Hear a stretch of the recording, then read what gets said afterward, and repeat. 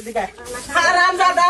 বিয়া কথা কি বড় কন্ট্রাক্ট করে শ্বশুর বাড়িতে এইভাবে নিয়ে এলি মানুষ বেন হ্যাঁ আমি মেয়ের তাতে পাঠাই দেন কে আমার মেয়ের বানাম মানে আপনি তো অত্যাচার করে আমার মায়ের পাঠাই দিবেন এখন এত বড় সাহস দিছে কেন এ না গেলে কি জারুটা বাইরে দিন এই দেখেন শাশুড় আম্মা আপনার মেয়ের জামাই না আমাকে কয় আপনার বাড়িতে আইবো না আপনার মেয়ে আমাকে না কয় আইছে আপনি যে কথা কইলেন আপনি আমার ঝাড়ু যা পিটা বেছলেন এত বড় সাহস নেই আপনি সাহস আপনি বিয়া করে এখন আমার পোলার বউ আছে আমি বলি ঠান্ডা ফারবো আপনি যে কথা গোনা কইতেছেন দাদা বাবা ডাক দাও ডাক দাও বাবা বউ মানে দিব না যাইবেন ওই দেখো না দেহ দান করতেছে ও সকালবেলা এসে পড়ছে হারাম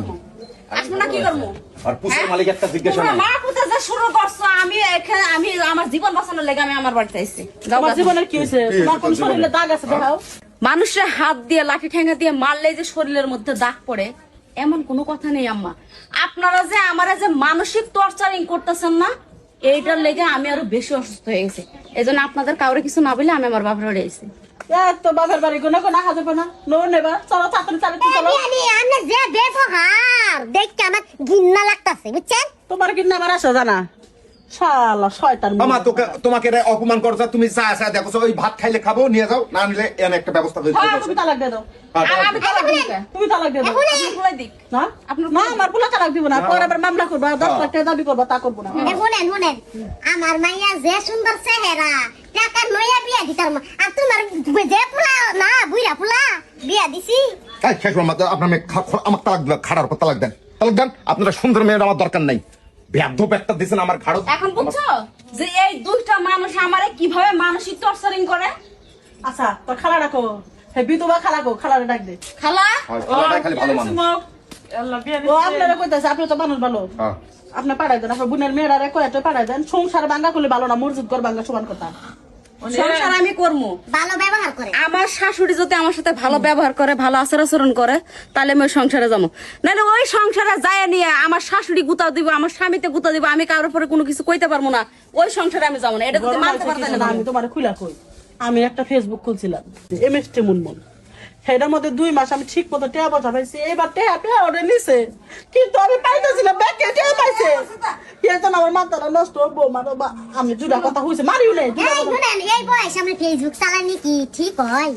হা হা হা গো কি শখ আমার আর আমি একটু ভাইরাল হমু সেই জন্য চালাইতেছি টেয়া তো পাইতেছি